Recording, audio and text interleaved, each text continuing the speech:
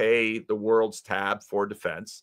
The European nations were going to have to. I mean, both parties have been saying this for a long time. Yes. Europe is going to have to, and then of course, when Russia begins to, try to eat Ukraine, and the other nations around get nervous, then suddenly Europe is like, well, I guess we can't afford decadence anymore. But what comes then after a period of decadence is going to be a period of, okay, now we're going to actually have to make decisions, and there are going to be consequences to those decisions.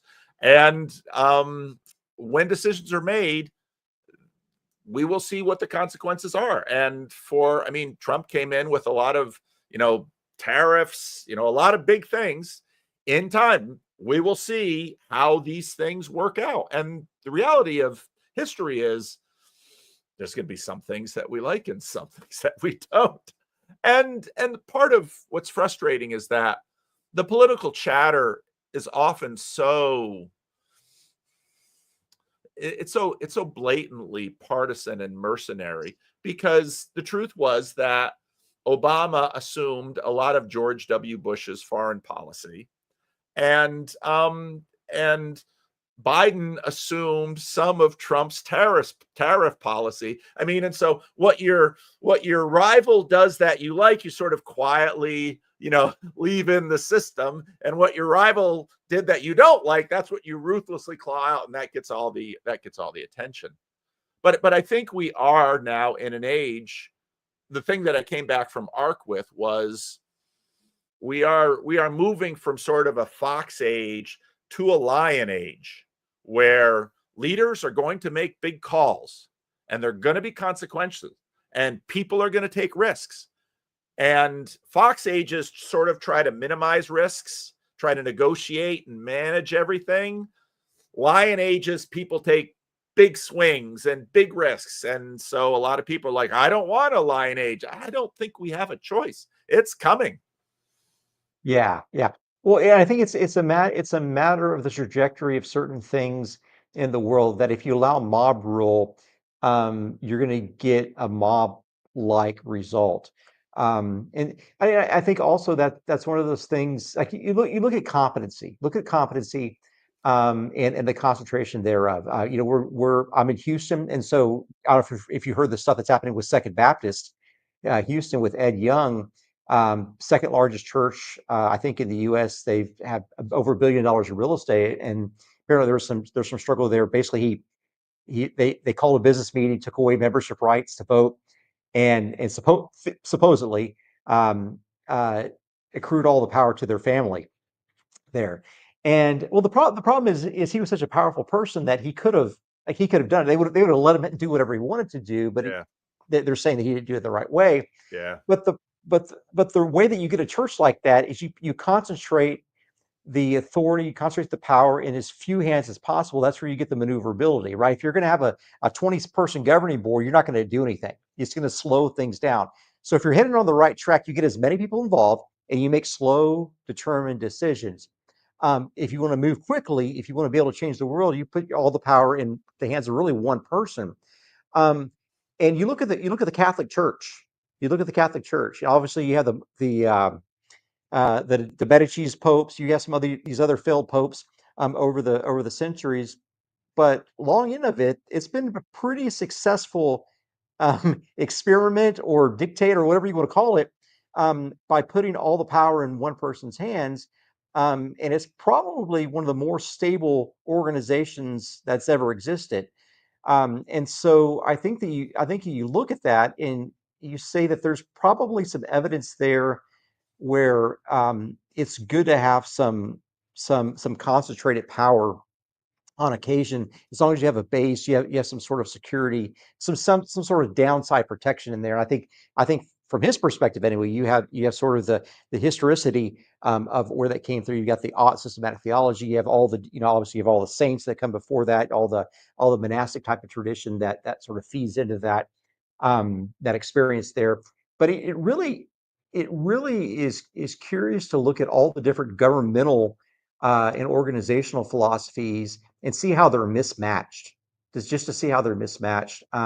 Obviously, in the U.S., you've got the president every 4 years. You've got the Congress broken up into the Senate and the House. The House, they're more flexible, right? They're turning it every 2 years. The Senate's every 6 years, more stable.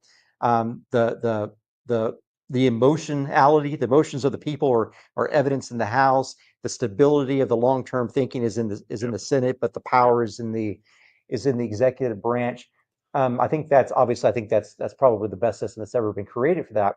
But I think that in the end, we have to figure out how to get our organizations and get our associations. I think that was one of the key terms concerning power. One of your most recent videos, get the associations line up in a way where the power is handled in a maybe not a meritocratic type of methodology, but something that's at least common sense. It's always, I mean, these leadership questions are always difficult. And of course, churches and their polities wrestle with them. In the Christian Reformed Church, we basically have a Presbyterian-like system with the Dutch Calvinists, where you have an elder board that is sort of in charge, and elders and deacons together work. And then in my grandfather's day, pastors were sort of these interchangeable pieces that came in. My grandfather spent 4 to 6 years in every congregation, just went from one to another, and mostly the churches were the same.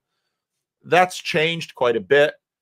Churches, and a lot of it has to do with, of course, in the 80s and 90s, you had things like church staff became a reality, where you had a youth pastor, and you had administrative staff, and you had associate pastors, you had an executive pastor, and you had the senior pastor, who was supposed to usually was in the pulpit, was sort of a direction leader. And I saw Christian Reformed churches then sort of work into different ways to try to take advantage of that. The difficulty, of course, was always then, if you had a really good senior pastor who was very effective and a good match and a long career, but of course the difficulty comes when that person goes away. And another large historic congregation, Park Street Congregational, where my brother-in-law attends, I mean, they had a long absence between senior pastors. And what had happened in that long absence was the staff sort of filled that role. And then they brought in a new senior pastor, but they didn't fire sort of all the understaff. So then they had a big fight, and they had a split. So these, I agree with you that I think the American system is remarkably, it's remarkably wise in that you have all of this stuff built in. And Trump, whether you love him or hate him, I mean, Trump has been a singular power in American politics for a decade now, and will be, I assume, until the end of his presidency. But then I think both parties, just because of the reality of the changes in the country, both parties just are going to have to figure things out. And actually, to come back around to like Thiel and Musk, I also listened to I commented on today's video. I commented a little bit on Aaron Wren's comments at the PCA assembly. He was talking to some PCA guys, and Wren has long been talking about the fact that in the United States, before the second half of the 20th century, you had this WASP elite leadership that sort of created and ran the country, that was sort of expanded in the second half of the 20th century. And I think Aaron Wren would have liked evangelicals to be able to sort of step forward and take the mantle from the main line, because the main line's basically been in free fall, take the mantle from the main line. And I think evangelicals have made some plays at that. Roman Catholics have made some plays at that. But what was really interesting when I saw over the weekend, Musk announcing, whether he does or doesn't, we'll see. But another political party, I thought, we are seeing sort of these billionaire class elites are still created sort of by the industrial, but the mechanisms of influence are very different from what they used to be. And so questions, we're sort of celebrating the release of your book on leadership. Questions about what does it take to become a leader? Because one of the things that I think is there's insufficient attention paid to is that leaders are grown. And there's a reason that people usually hit peak leadership after they've had, at least a significant amount of time in success and failure and figuring things out and actually doing things. And so, Musk has been such an interesting example because number one, he is an immigrant. He didn't grow up in this country. Number two, he is sort of a tech billionaire. The things he's most famous for have been companies that, he didn't start Tesla. He's had some major failures in the past. He stepped into politics, paid a pretty significant price for it, I think. Tesla, there was some backlash against the Tesla brand because of his political involvement. And now he's sort of swinging the other way again. And so I think part of what we're seeing is a transition, not just, I think we're not paying enough attention to the fact that leaders are formed and the traditional ways in which leaders were formed, the traditional institutions have been disrupted. And part of what we've seen in the rise of the internet, technology, I don't, and when Elon Musk buys Twitter, of course, Donald Trump has Truth Social. Can you really be an influential elite without, let's say, even owning a platform or a series of interconnected platforms? No, I don't think you can. I don't think you can. And so I think this is a good opportunity to talk about what power is and what it is in relation with the other resources as well. Um, because if you look at money, money is fungibility is what it is. It's the maneuverability of assets across borders, across geospatial, and even across timelines. It's sort of the ultimate fungibility there. Then you also have sex. Obviously, the Chinese have been experts at wielding sex, and so the customary role of those two things of sex and money is to trade it for power. You'll see on occasion power leaks back for money and occasionally for sex, but you never actually give up power in order to embrace either money or sex in the long run. Um, and so as we move forward through this and we look to see what's truly happening, I think that we have this proclivity to there's my teenage daughter walking in there, and eh, she she said, "Dad, are you doing a podcast?" I said, "I do the podcast." I said, just walk in the back. It's okay. Like No one Paul will and I are friends. notice unless I point you out. Yeah. And so I think that you get into this place where you've got to have a platform. The platform is the optionality. So let me give you just sort of a small person example of it. Like you and I can be on a podcast in the middle of the day because we have careers that allow us some form of flexibility, right? We've both given up maybe better jobs or better earning opportunities, or we've given up other things in order to have a little bit of time flexibility as well. But the platform affords us some time flexibility. And like there's over 100 people watching right now, they have some flexibility as well. Um, and so I think for the billionaires, it's a little bit the same. $200 million or $300 million or whatever Elon spent on the last presidential campaign. Look, I mean, that's what one thousandth of his net worth, or 1/100th of his net worth, 1,000th of his net worth. And so it's enough to do that because you're always trading the money for power, right? He's willing to give up the 1/10 of 1%, so he gets a little bit more power, and it's worth the risk. It's worth the calculated risk, that one in 100 chance that he'd be able to actually put together and constitute a power, and he knows he'll be able to outlive Trump.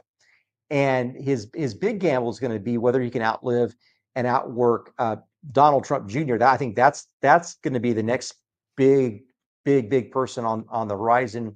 I think everyone thinks JD Vance is going to be the next big it on the horizon, but I think it's going to be Don Jr. And I think that's going to be sort of the big gamble for Elon Musk, and he may realize that right now. I suspect he does. I suspect he's sort of noted who those people are. And you see Don Jr.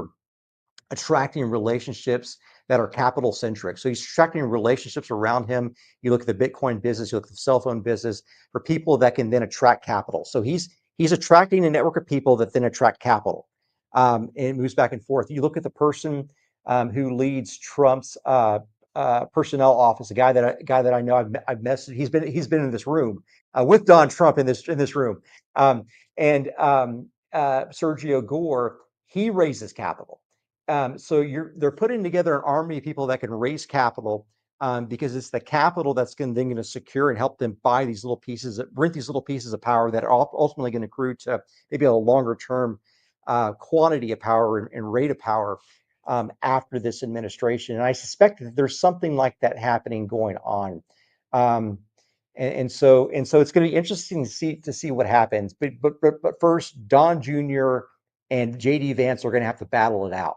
And that's what you're going to see, I think, not in this coming election, not in 3 years, but you'll see it in 7 years.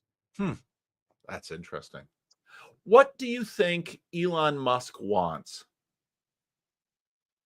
I mean, what does the world's wealthiest man want? I mean, it's interesting that I like how you framed it before, that people will trade up money or sex for power. People seldom trade. Well, you can argue that the King of England at the beginning of the 20th century didn't have any power. He only had money.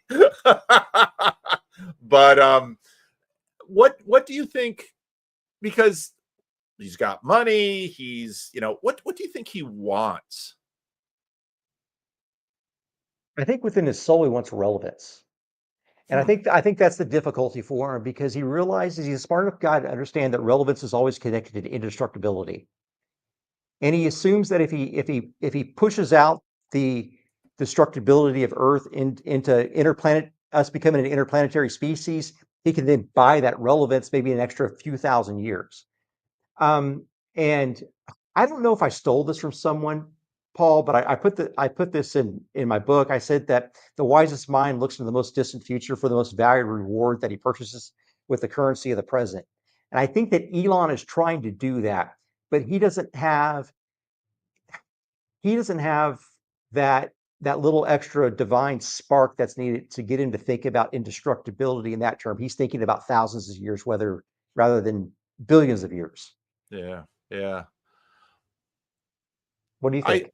To me, the move for another political party I found very interesting, because immediately, I, like you, we're close enough to the same age. I thought Ross Perot. So then I did a little bit of research, because I wanted to know, how long was Ross Perot at it? Because that's a real question. And so I wondered, how many election cycles would your third party bid really need? Ross Perot, I did a little research. He won almost 19% of the popular vote. That's a significant thing. And I think, you mentioning, Don Jr. in this, that's interesting to me, because the last time we sort of had a dynasty, well, the Bushes, it's a pretty significant thing to have both father and son elected. And Jeb, of course, was state governor. It's a pretty significant political dynasty.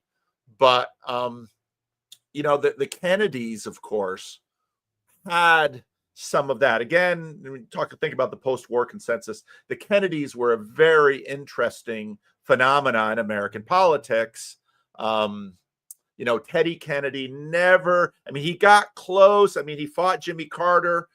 And so it's interesting to see if the Trumps are going to try to capture some of that. And of course, Robert, Kennedy Jr. in a cabinet position now is an interesting thing. But I do wonder, when I look at Musk, I too worry about the amount of debt that America has taken on in the last 30 years. It's important to remember that. It's easy for me to think that Bill Clinton's presidency wasn't that long ago, even though it's a whole group of listeners that were not alive when Bill Clinton was president. But that was sort of the last time that America sort of had a balanced budget in reach. And since that time, we've been spending money. And of course, there's a lot of chatter in terms of what that means economically. But I look at someone like Elon Musk and I wonder, does he have the stick-to-itiveness? There's an old word that I grew up with. Does he have the stick-to-itiveness to actually, have, I don't know if America will ever be a multi-party system. I think part of the structure of how it is sort of lends itself to two parties, but have the chance to sort of supplant one of the two parties. I think we've seen nearly the complete renovation of those two parties in the last 20 years. And Donald Trump, I think, in many ways, sort of completely made the Republican Party his own. And I think the Democratic Party is, I have no idea where that party is going. So I don't know. And I think if Elon Musk decides he's going to spend the next 20 years working at it, but does he have 20 years in him for a project like this? That's a whole different question. Yeah, it's a very, he's aiming low if he goes after the political system. If he's thinking Yeah. about Mars, right? It's not a worthy pursuit from his perspective. I think if you look at the Bushes, you look at the Trumps, you see some very, very stark similarities. You look at Bush Sr., former CIA director, congressman, very high competency individual, extremely high competency individual. In fact, the only person that's had that level of competency in federal space has been Leon Panetta and probably Mike Pompeo in the interim, where they, CIA director, FBI director. I mean, the whole gamut, chief of staff. But you've got Bush Sr. there, and then you've got the son, who really comes out of nowhere, former alcoholic, puts his life together, and takes over a bit, raises capital, takes over a business, runs the business, and then just decides to run for governor. Trump, you have a gentleman. If you stack think about the probabilities of this. That one man would write a best-selling book. That one man would have the number one show, reality show on TV for, I don't know, a decade. One man would also own the only beauty pageant company. One man would also one man would also be a billionaire, right? You're talking about there was only 1,000 billionaires back then, and then you've got one man that would also become president, which you may only see, say, 10 presidents during a lifetime, Yeah. right? When you stack those probabilities, all of a sudden you're multiplying tens of millions times tens of millions times tens of millions, and it gets to be very, very low. So you're talking about world-class competencies on the senior level on both cases, George Sr. and Don Sr. And then on the junior level, you begin to see the emergence of Don Jr. there, getting his business acumen around him in other areas that are outside of commercial real estate, capital attraction, getting out there, being very, very public. He's put his life together already. He's a very sharp guy. He is someone that you would not want to debate. You would rather debate his father than him. The guy is just intellectually vicious. Now, I don't mean like I don't mean personality wise. I'm telling you, like intellectually. If you try to go at him, his mind is just magnificent the way that it works. And so he's got that going for him. So I see some similarities there, and that's why I see that happening. Let me. I'm gonna show you something fun. Show you something fun. So let me turn this other camera here. So I've had the Secret Service in this room 5 times. And if you look in this other camera here, if you see that that corner up there, that corner on the second floor there, that's where they put the sharpshooter. That's where they put the sharpshooter. And so I've done some nonprofit events here, and you kind of see, right here, there's a window. You kind of see the light coming in from a window in the background there, and they have to cover that window to prevent people from shooting through the window. Wow. And so you always have the guests up against that black paneled wall back there where the art is. And so just kind of a fun thing there. Why have the I'm trying camera to think sitting how here? many times the Secret Service has been at Living Stones. That's real easy. 0. You get beer problems. I think if there was going to be an event where the Secret Service would have to be here, I think the Secret Service would just tell the president, move the event. Great. Too much to move all the homeless people out. Oh, Then you that's got, funny. but then I think you've got this happening on the political standpoint, and again, I think a lot of the religious and the thought leadership is being influenced by the political class, right? I think there's a lot of people that are more conservative than they are Christians, and more people that are the opposite. But then you also have this intellectual kind of JBP led type of class of person that's really been influential over the last decade or so on Christendom, and not from the same perspective, but from a sort of a side angle. It might be like even a totally different dimension there, the way that's been influenced there. But you see maybe some rumbling in that space that maybe JVP's moving on to something different, Yeah. or at least his audience is moving on to something different. What do you think about that? Yeah, it's interesting because when you said, when Elon, when he gets into politics, he's swinging low, and I think that's important. And with Jordan, I think a question is, I was listening, I was listening to Jordan the other day, and I was, asking myself, he's still obviously a tremendously influential person. He has a very large following, and he's, I think what's even more interesting than necessarily the number of people who will listen to everything that he puts out. I think what's more interesting is actually the loyalty and I think the sense of gratitude that there is among a large population, even when people, let's say, might disagree with a specific thing that Jordan is saying, or maybe a specific political angle, or where he's taking his career. Many people will express gratitude for what he helped them with, and it's getting on, almost a decade ago now, Yeah. over the last 10 years, that he made a significant contribution in a lot of people's lives. And to me, an interesting question is, what happens? He's got Peterson Academy, which I think he wants to sort of be a part of disrupting the university. He still makes videos on the Daily Wire and on YouTube to a degree. I think the ARC conference is an interesting project, but I don't think it's sort of found its footing yet. I think it's a project that is still trying to figure out what it is and where it goes, and especially how to get there. And so, and you mentioned, there's also this reality of leadership, and that hierarchies bind and blind.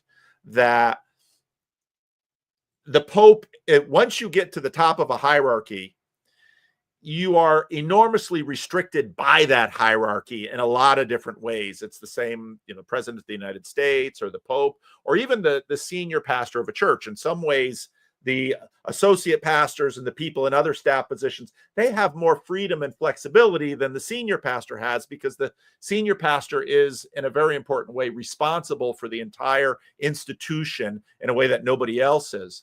And so one of the things that he started Peterson Academy. He's obviously had a big hand in ARC. And one of the things I really wondered when he was sort of emerging in 2016 to 2019, and that period of his run up, I really wondered, is he going to make an institutional move? And so you might say Peterson Academy is an institutional move, but I don't know. I mean, there are a lot of video sources out there, and I think they want to sort of break out of it being kind of a video only platform. So I don't know. I think he's, as everyone who's lived long enough and had any kind of career in anything, you have hills and valleys in your career.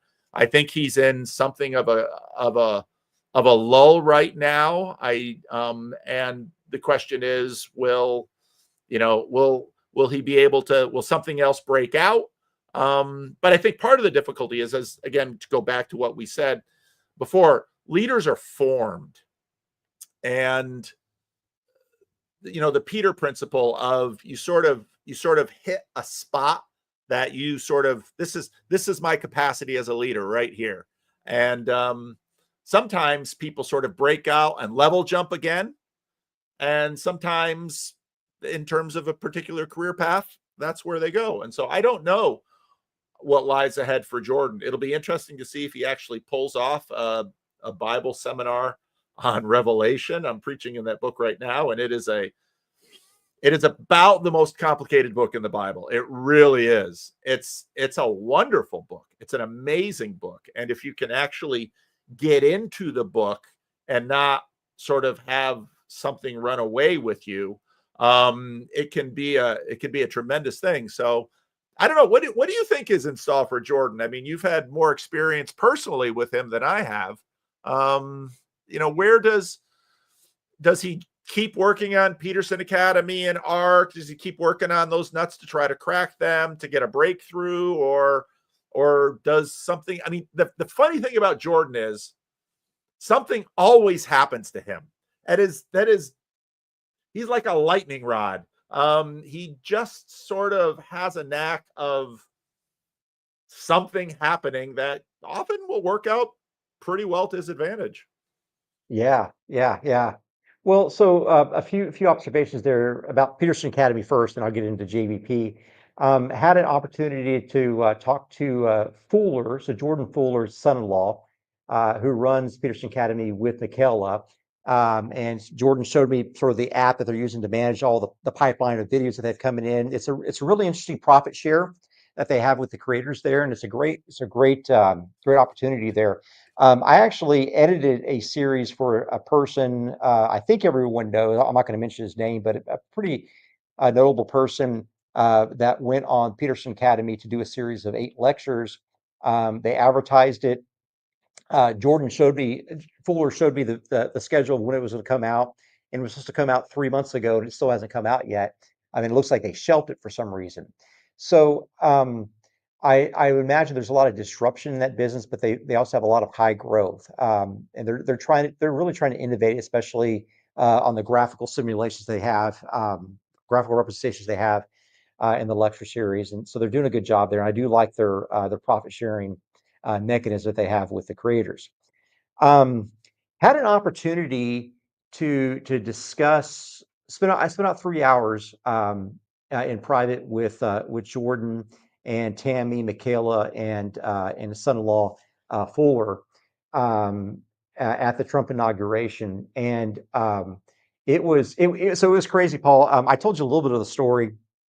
We're together at ARC, but we all get invited to Trump's inauguration by the same member of Congress, and there's they hand out the tickets of where you're sitting, and on the back of the ticket it shows like this is where you're sitting out on the, I guess, the lawn of the house, and so the seating chart there. And my wife gets a VIP ticket, and I just get a regular ticket. Well, but I'm happy. I'm happy to be there because you can't buy them. You have to be given one. And the congressman tells me, well, look, Jordan's going to be there. Of course, he's got a VIP seat. And so your wife will be sitting up there with Jordan, Mrs. Peterson. And I'm like, great. Well, I said, well, who else is going to be up there? Well, it's supposed to be Russell Brand. It's supposed to be Russell Brand. And as everyone knows, it's there's a freeze that weekend, or that week, I guess it's Monday. There's a freeze that weekend. They move everything inside the rotunda. And so, Trump's in the rotunda, all the members of Congress are in there with Elon and Jeff and peeping Zuck. Uh, and, uh, and so they're in there. The spouses are in a different room. And then a lot of the members of Congress would invite their close friends to go watch it via a closed circuit in their private offices. And a congressman's office is pretty small. You can fit about 8 to 10 people in there. And so I was going to go to one of the big rallies inside one of the stadiums with my wife, and the member of Congress said, "No, Rick, you need to come and be like, trust me, like this is who's showing up." I said, "I agree, like I need to be there." So I go, and there's 9 of us. So it's me, my wife, it's Jordan, it's Tammy, it's Michaela, and it's Fuller, and there's 3 other individuals or so in the office, and we're sitting there just watching the Trump inauguration, and we had this good dialogue. Jordan and I did. I think I'm the only one that had a in-depth conversation with him. We were talking about the Muslim rape gangs, that was, of course, coming up on ARC in London. Like that's the elephant in the room. Are you guys going to address it? Like, you're looking for a big problem to solve. This is a clear manifest evil that you can address at ARC. And so we had a nice conversation about that, some things about the Mahdi, and some other conversations about the relationships with the Islamic world. And so we're sitting there watching the inauguration. Jordan's in a chair, and this guy walks in, and it is a very, very large gentleman, not fat, but muscular gentleman. He looks like he's maybe 35, 40. And he walks up over to, he sees Jordan through the doorway. So you're walking through other offices to get to the main congressman's, his personal office.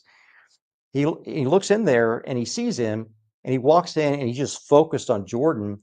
And he walks up to Jordan during the inauguration. He's watching it, and he starts tapping him on the arm.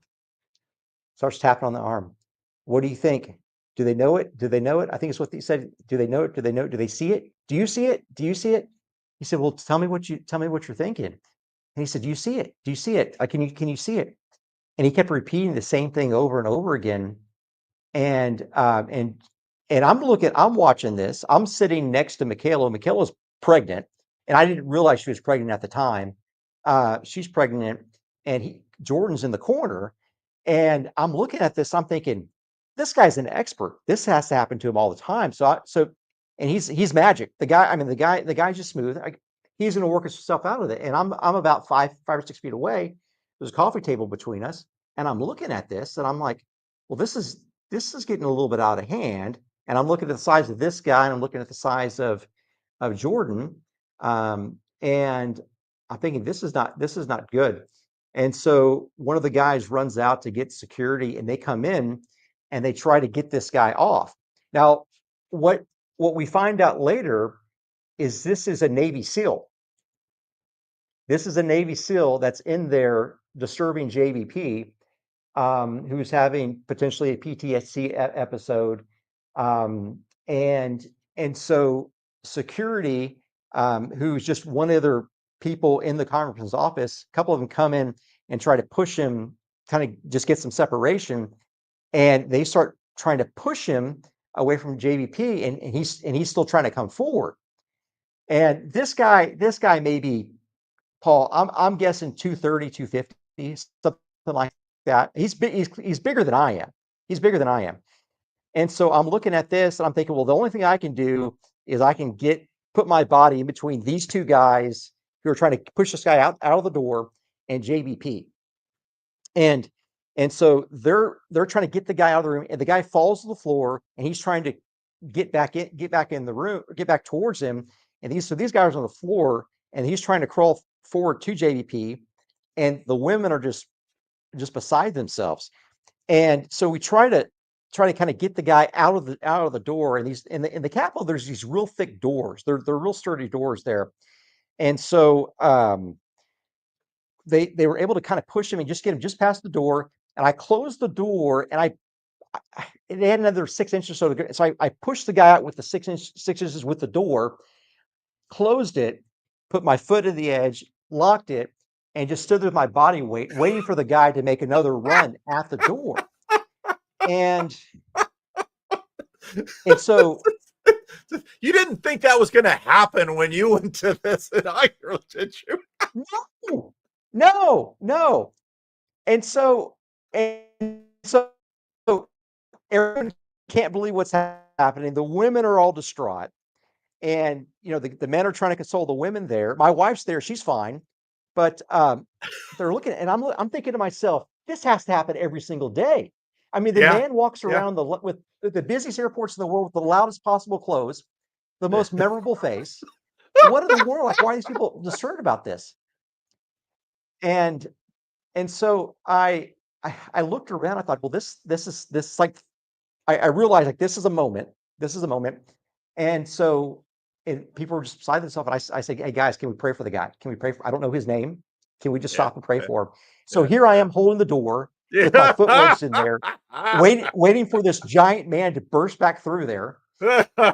And we're praying for this young man who clearly had an episode.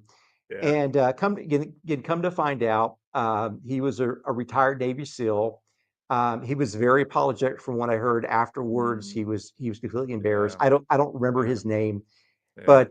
but he did the right thing. He came up very professional Yeah. afterward. But the Capitol Police, there, Jordan pressed any charges, Yeah. and so it was one of those remarkable things. And so I'm talking to Michaela afterwards, and I'm saying, like, what's wrong? Like, this has to happen every day. Like, I'm sitting here watching this guy converse with the greatest the greatest communicator on the planet, potentially. Like, what were wrong there? She said, Rick, that's only happened one other time before. And I said, tell me it was at Hillsdale, at that, or whatever the big Heritage, one of the big Oh, it was conservative Liberty, colleges. Liberty University. Yes, that's what I said. Yeah, Liberty. Yeah, yeah. She said that was the only other time. That was the only other time that anything like that's ever happened to them. And so they seriously upped their security since then. It looks like, anyway. Yeah. But that was just one of those flukes that I just happened to be there at that one moment when that Yeah. happened. And it got me thinking about the type of pressure this man and his family are under. Yeah. I Yeah. mean, what a sacrifice. He talks about sacrifice. That man has given up his freedom and his safety and the Yeah. safety of his family, including his Yeah. pregnant daughter. Yeah. Yeah. Yeah. Yeah. Fame. Um, I don't know. I don't know. Fame is a funny thing because we sort of act like we want it, but once people get it, they're like, I don't know if that's fame opens up opportunities. That's sort of its upside, but you do lose a tremendous amount of freedom, and you do open yourself up to a lot of exposure. Um, not that you and I know a tremendous amount about that. Well, so you've written a book now. Um, where do you see in our first conversation we talked a lot more about your life trajectory.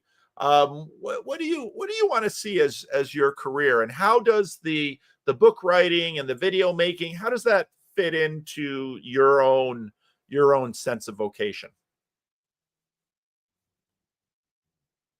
I see a very similar thing with JVP. Not that we're not in the same class, but he is trying to help a specific subsect of demographic, 20 to 40-year-old men.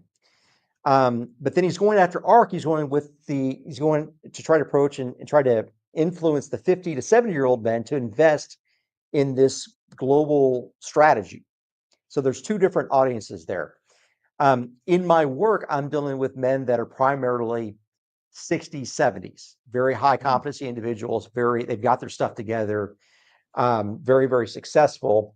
And so the book I wrote is geared towards a 25 to 45-year-old man who's in a meaning crisis, but it's from an inverse role. And I think you said it best, Paul, and I've stolen this line a few times, where I want to be a doer instead of a pontificator. And so I'm trying to come at this from the opposite end. The guy that's failed and tried and failed and has these multiple iterations, rather than found a strategy in a textbook, is trying to live that out. And so I don't like the video thing. I don't enjoy the podcasting thing. There are certain ideas I want to get out in the world, and I think I got some of those ideas out into a book. Um, and I'm happy with that. And right now I'm in the midst of about 80 podcasts on other people's Oh, wow. platforms. I started filming 2.5 months ago. In fact, the one that came out with comedian Jim Brewer from Saturday Night Live 2 days ago when the book launched, that was, I think, the very first one that I did. And it was just sort of one of those happenstantial types of things where he allowed me to come on and talk about it. And so I didn't even have my talking points ready yet.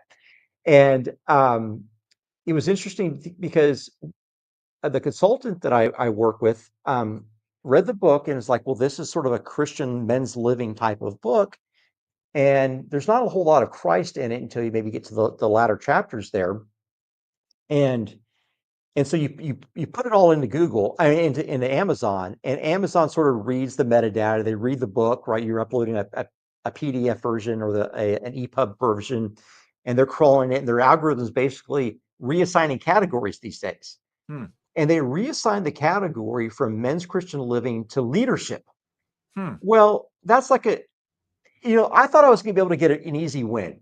I was like, great. Okay, men's Christian living. I'm going against Craig Rochelle, maybe some Joel Osteen, something like that. Like these are doable goals. Like I can beat these guys for one day, and I can get like a first place, number one bestseller tag I can use, and I've got it, and I can use it someday. And then the algo reassigned me to the big boy leadership category. Hmm. And I'm looking at that. I'm like, that's not good, because you've got Tony Robbins, you got Mel Robbins, Yeah. you've got Dale Carnegie. You're trying to sell against books that are 50 or 75 years old in Yeah. there too. Um, and so I didn't know what to expect. And again, I didn't know really what we were doing trying to launch this thing. All I knew is I enjoyed writing, and I Hmm. really wanted to work. And you and I spoke first a year and a half ago, and I was sort of finishing up this book, I thought, Yeah. and it was a 900-page tome, and I sent it out to beta readers. And they're like, Rick, this is not readable. And I was trying to communicate in the same sort of not the same quality, but the same way that a Pajot would communicate, or a Lewis would communicate, or a Peterson would communicate. And I was trying to sort of out Peterson them. And I was writing like in quadruple entendres, for instance. Yeah. Yeah. Well, it just it wasn't readable. And so I had some frank conversations with a number of people, people like Scott Baker, who I think Scott pretty Yeah. well. He's sort of a follower of the corner, Yeah. very bright man. And they're like, Rick, like, do you want to be relevant, or you want to be witty? And so I started broadening out the scope of it, and just really basically threw away most of the book and rewrote it last July. And so I don't consider this a leadership book, but the algorithm at Amazon does. And I've been okay at leadership over the years, and so I'm okay to embrace it. But right now, I'm just trying to give away books as much as I can. And I'm here in Texas, and we've had this devastating tragedy with these children at this campground just a few hours from here. They were wiped away by the river, and this really hit home. We've had a number of people that live Hmm. near our home and in our circles that lost loved ones. And so launch day came along, and I thought, well, my book, at the top of the book, Dr. Ben Carson says that the book is triumphantly hopeful, Hmm. and I'm in the midst of hopelessness. Hmm. What it, I'm trying to sell books. Like, you have to you have to sell books in order to come to be a bestseller. But I know if there's anything in there, that I've got one chapter, chapter 5, where joy requires pain, that can help some people, because I pass it out to people that have been hurting, and I know that somehow I know that God used me to write at least one chapter in there. Yeah. Yeah. And if I can get that out, that'd be great. And so yesterday I talked to my wife, and I said, let's see if we can give out 1,000 copies. Wow. Um, and so uh, between this morning, I had a 10 o'clock live stream, and by the time I went on with you, we were able to give out over 2,000 copies Wow. of the Kindle version. And so I think that I've underestimated what maybe God wants to do. Right? I was thinking too small. I was thinking about Christian living. I was thinking about easy Yeah. wins, Yeah. and he's Yeah. thinking, well, no, let's expand that. I'm thinking 1,000. He's like 2,000. So maybe I need to be thinking about giving away 10,000 copies of it in the next Yeah. few days. Yeah. But Paul, I think that's our thing. I mean, chapter 2 is aiming low is the only sin. Hmm. Hmm. Aiming low is Hmm. the only sin. Hmm. And I think that I sinned when I aimed too low about what maybe God wanted to do through a guy that can't really write, that really can't communicate, that really has no clue what he's doing in these spaces. And so I'm just going to let let the dice go and see what happens, Paul. And so I don't know. I mean, how what is the proper? I mean, you've had a lot of success in this space. This is really your space. Um, you know, what is the proper mentality when you get a little bit of traction somewhere? Like, do you have a responsibility to see where it goes? No, I think you do. I think you do. And I think you have to contribute what you can and what you have, and then see what God will do with it. And, follow up on it as best you can according to what you think, God's calling in your life is. I mean, like you said, I mean, I never had any plans to be a podcaster. I mean, if that's kind of how I don't even know quite how to describe who I am or what I do. I mean, Spencer Clavin says the internet's pastor, and I think, well, that's certainly some of it. I don't have a big platform necessarily, but I do. I've always sort of tried something. I've always just sort of tried to be helpful. I mean, if you can be helpful to individuals and then to a group of people, that's that's not a small thing. And so I think your instinct to give the book away. I didn't see the first iteration of the book, but I saw this iteration of the book and I liked it because I thought it was warm. I thought it was personal. I thought it was practical. And that's, when I look at what a lot of especially younger men, I find right now a lot of younger men are really hungry for older mentors. I think that's a big part of what was so attractive about Jordan Peterson for a lot of younger men. With my estuary groups, I saw that a lot of what younger men wanted was to be in the company of older men who have had some experience of winning and experience of losing, and to just listen to them and learn from them. Because and even my channel demographic, sort of the most of the people who listen to my channel are men between 25 and 45, right in that bracket. Yep. And I think, you go through college and, that's sort of a track that's made for you. But that first, I've seen that with my own sons. Right when you get out of college, it's like nobody cares what your GPA was. Nobody cares about anything. And you're sort of going to the bottom of the hierarchy, and you're going to have to show somebody that you can produce something of value. And if you can't do that, you're out, and you're going to have to find a way. It's hard to get in. And then once you get in, then it's like, well, it's competitive. And how can I continue to level up? And so I think a lot of young men between 25 and 45, they realize I need wisdom. And one of the best places to look for wisdom are others, often men, older than myself, who have tried and failed, or tried and succeeded, or tried and muddled, which is often what happens. And I think your book is full of a lot of that sort of wisdom. And so I think a lot of young men will pick it up and they'll read it and they'll say, I can take something from this. I've learned something from this, and this will help me with whatever challenge I need to engage with right now. I really appreciate that, Paul. And it's free. It's free today. It's free. There's no profit motive. It's free today on Amazon. So anyone can Wow, there you go. Yeah. Can't get any better than free. Get it today. That's right. Today. Yeah. So it was interesting. So we're in London. I brought a few books to show you. I was getting ready for this media push, and I thought, so I normally do my podcast kind of up on the second floor, kind of overlooking this on the opposite side. And by the way, I don't live here. This is just kind of where I come and work.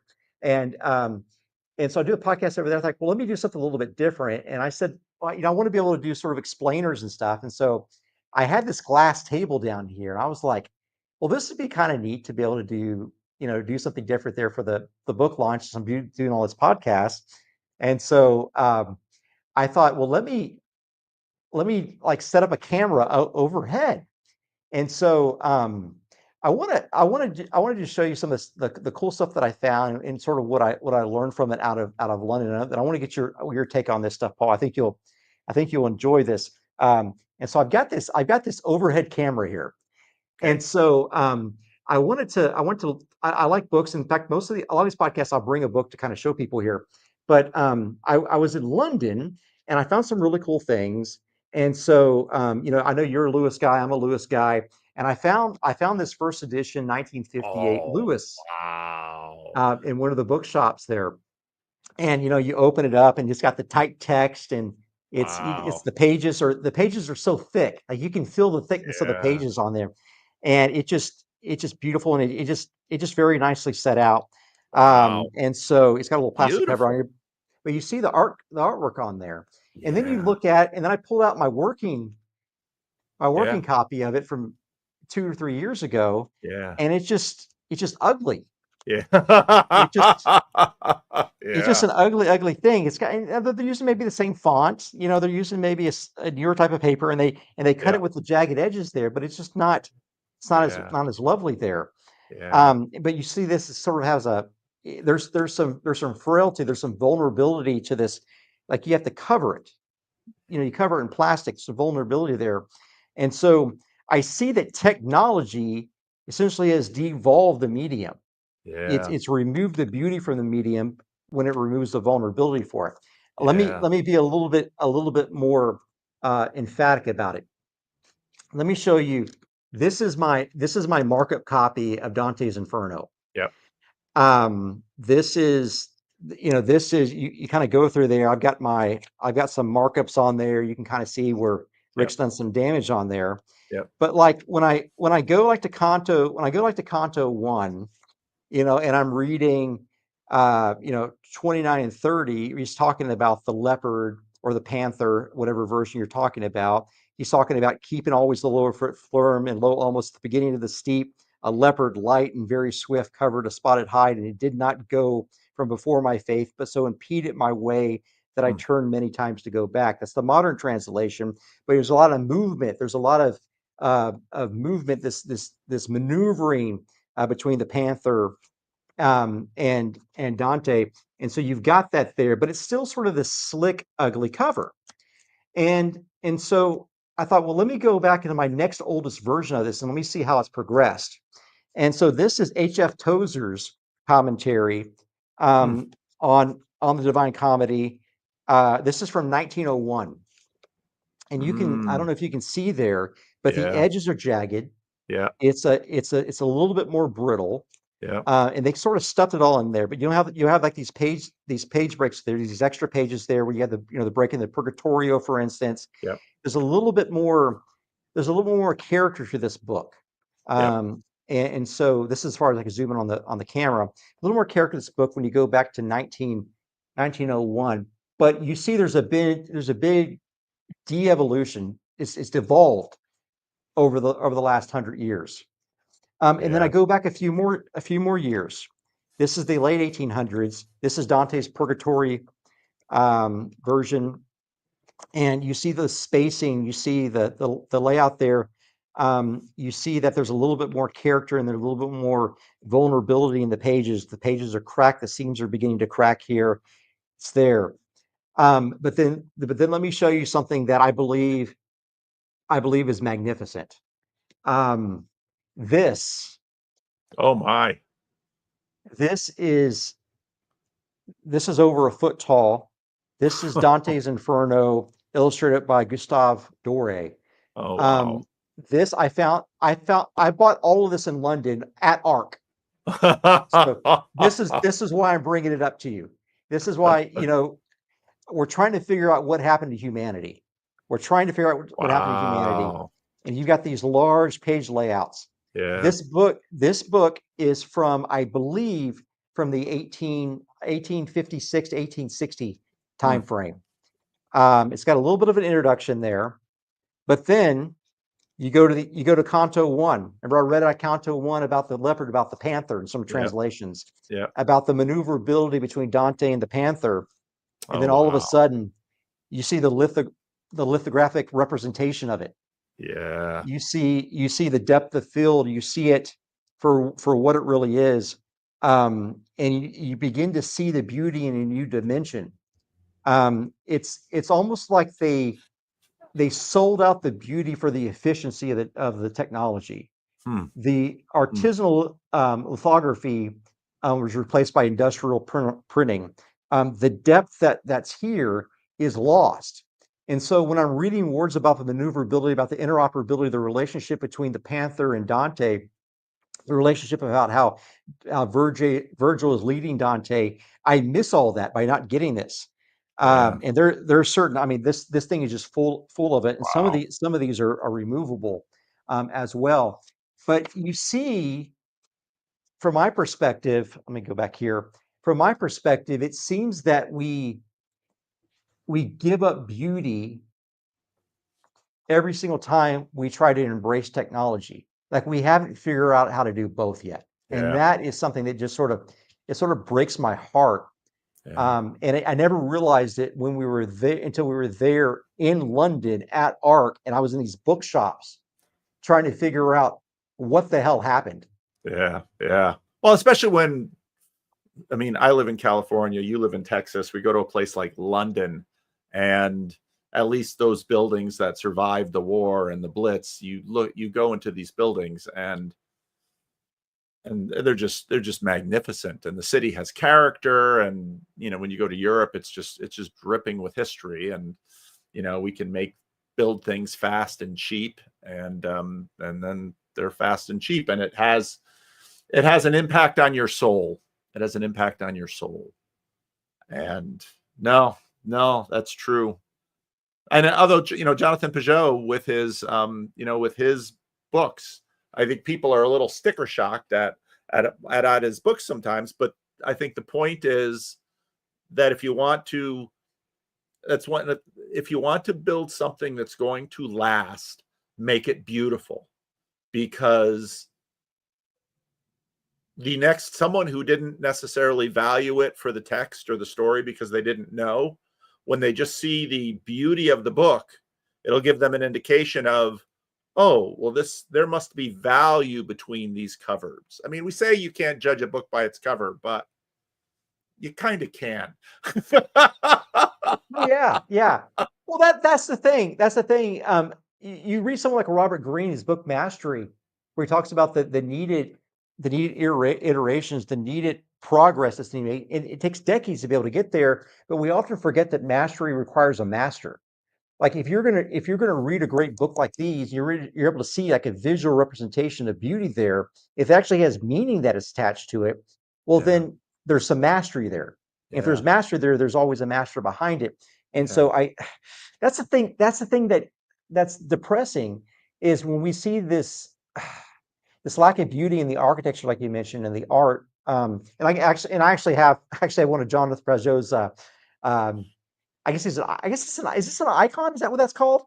I'm a Protestant. I don't know what's an icon and what I isn't. don't know. It's pretty. Should I be praying to this?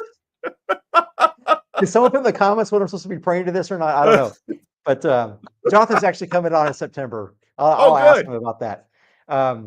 But yeah, it's sort of depressing after a while. It's like you wonder if there's any mastery that's left in certain domains, and if there's no mastery, was there ever a master that's been around to do that? But I don't know. Well, I also think that we tend to imagine that excellence can be manufactured. Now, Ooh. certainly there is excellence in manufacturing, but part of what we see in beauty from the past is we don't see all the crap that was made, which Yeah. wasn't preserved. We see what has excellence and what has been preserved. I mean, most of us aren't reading a lot of Dante's contemporaries in terms of those authors, but we are reading Dante. And part of the reality of classics are that they stand the test of time. Each generation, despite all of the ups and downs of the trends and the fads and the changes of minds and the sea change, these certain things endure.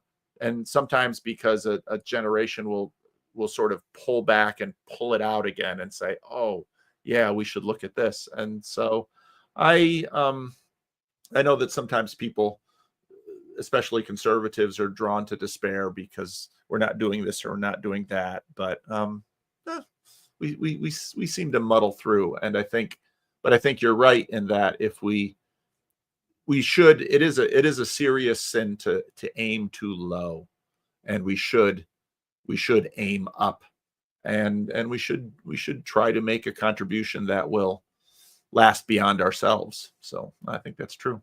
Yeah. I just noticed that we've just now passed 100 comments, and I haven't looked at the comments yet. Oh, okay. And Anselman's pointed out that yes, there is a cross on there. I should probably revere the cross. So Anselman's he's very correct. Very correct. I did not realize that. And of course, CW says that, Rick, that's called a coaster. Let's go ahead and put that on the screen. There you go. I appreciate. There's Anselman. There's CW. Yeah, I appreciate that.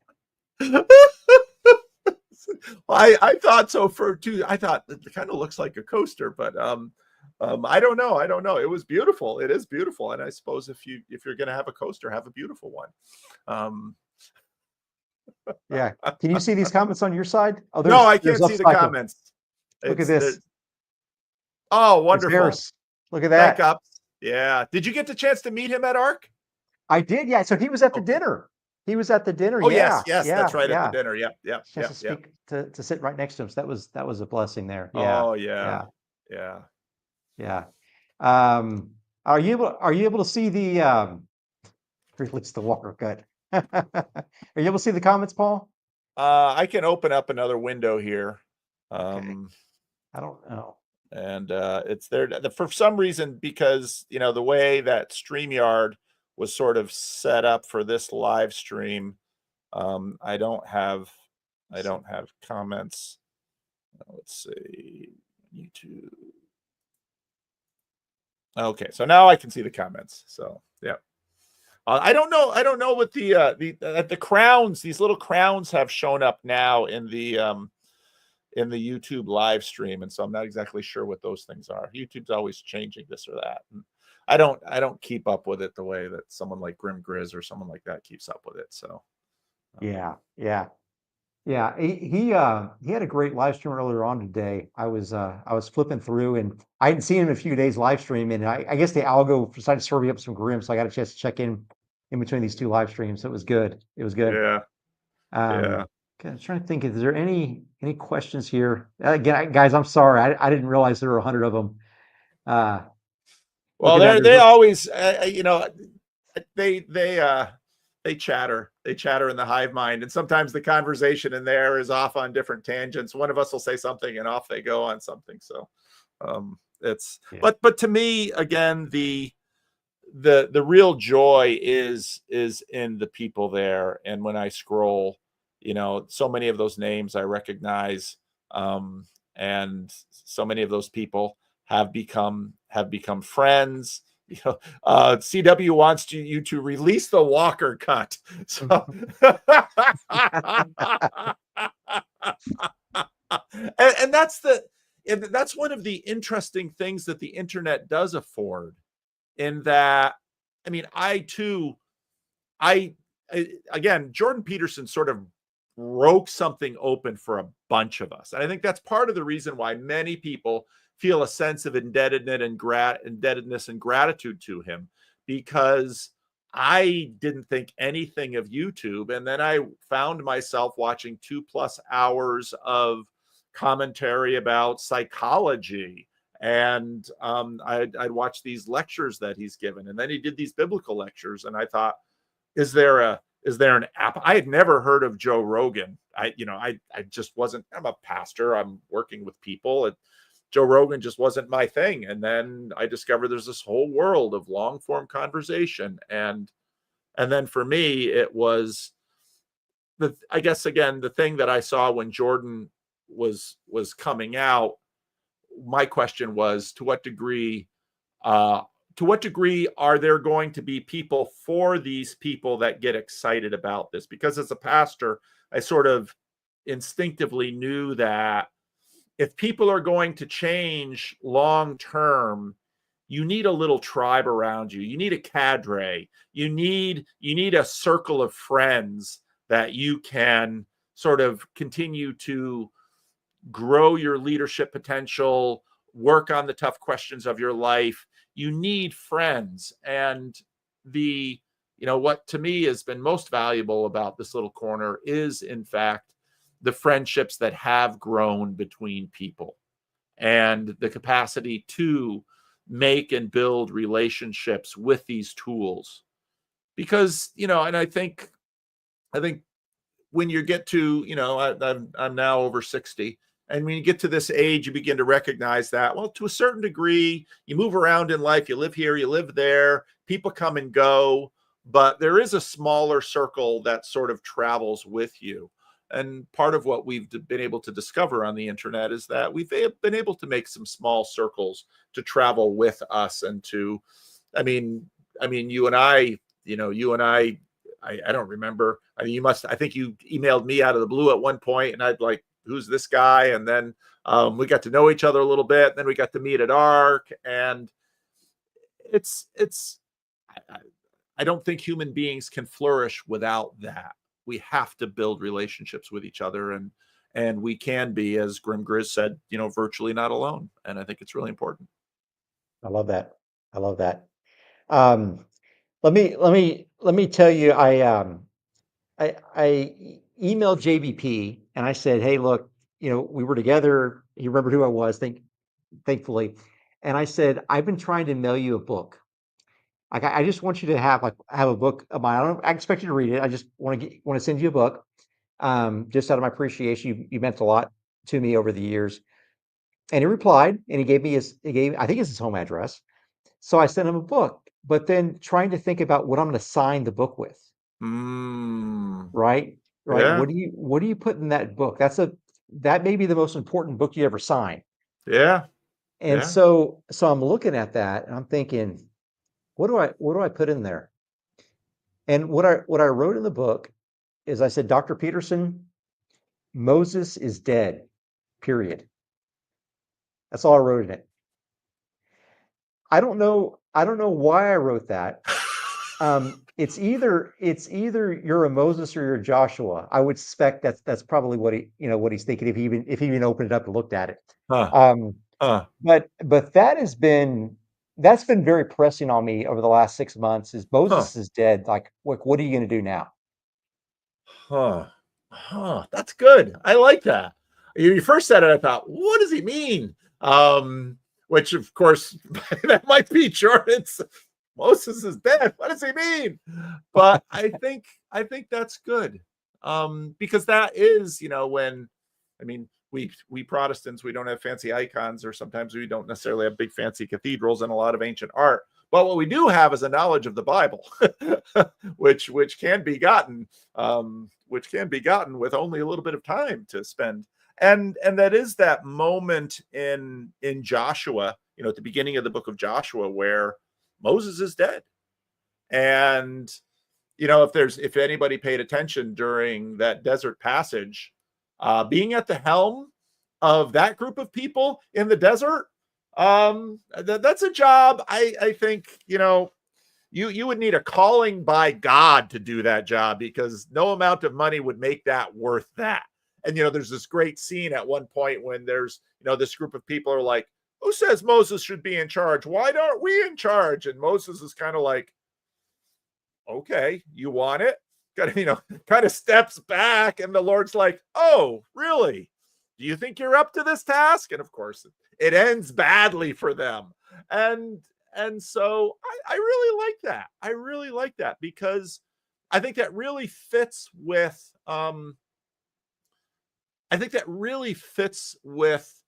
that Peterson moment, what he did for so many people. It's almost him saying, you've lived off the carcass of the past and it's nearly exhausted. It's time for you to grow up, to become a man, and to do something. And of course that scales. That might mean marry your girlfriend, have a child, buy a house, build a business, do something, be an agent, and don't just float along in this life. And I think, it was that thing that Jordan did for many, many people that I think was probably, at this point, his greatest accomplishment. And it's a great accomplishment. So I think that fits. I think that's really good. Sounds like it almost came to you like, a Pentecostal word from the Lord, just bang, here's this thing. And I'll write this. I don't know what it means, but I think this is what God is saying, but I like it. I like it. We'll see. We'll see. We'll see. I apologize when you get to all the comments, guys. PVK and I only had about an hour and a half itemized out there. So I'll get and type some comments there. Um, I don't know. I don't know. Is there will the mob get mad if we go offline without addressing the comments? You tell me, Well, Paul. once you stop live streaming, then the comments will stop. But you can put the comments later in the main area. So Okay. yeah. Okay. I think they're just read them. You acknowledge a few. They do their own thing. Okay. Okay. Yeah. Yeah. Well, Michael, I see you, Chad. I see Luke. I see Brian. I see CW. Obviously, see you guys. I'll follow up President. See you there. So good group. I appreciate you guys coming on. It's really, really great. A lot of fun. A lot of fun. Tonight at 7 o'clock, Kevin Kelly, founder of Wired Magazine. Oh, He has a new book. It's a piece of wisdom literature. Of course, he has mentored most of the great tech titans to come out of Silicon Valley over the last 30 years. yeah. The guy who came with the idea of 1,000 true fans. Yeah. So we'll be with him 7 p.m. tonight. If anyone didn't see it earlier on today at 10 a.m. this morning, I interviewed Tony Busby, who's the attorney representing the 100 women that were potentially assaulted by Diddy. And so he sued Diddy, he sued Jay-Z, he sued Wow. Travis, and I mean he sued everyone. It's the guy that represented Rick Perry when he was under indictment as a sitting governor. Oh, But yeah.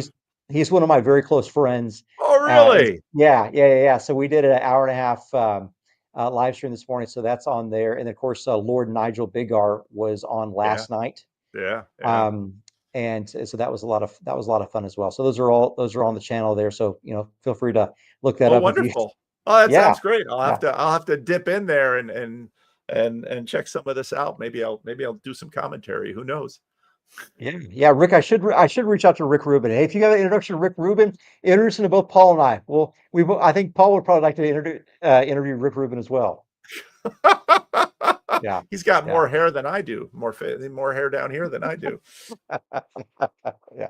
Well, Paul, I really appreciate it. I thank you for everything you've done. I think over the last year and a half, I haven't had a senior pastor at my church, so you function as that senior pastor remotely, Oh, well, whether thank you you. want it to or not. So I really appreciate that. You mean a lot to me and so many men. So again, I appreciate your generosity and your encouragement, and you're calling us forward to a higher and better life. Thank you. Well, and I, enjoy this podcast blitz. It actually sounds a lot of fun. So, and I have fun giving away those books. That's awesome. Yeah. We'll do that. We'll do that. Hey guys, if anyone wants a physical book, the Kindle's free today and tomorrow. If you want a physical book, just reach out to me. I'll be happy to ship you a physical book for free if you don't have the money for it. So we'll take care of you. Any friend of Paul's is a friend of mine. All So right. all right, Thank everyone. you, Thanks Rick. so much. Sure appreciate it. Guys, have a blessed rest of the day. All right. Thank you, Paul.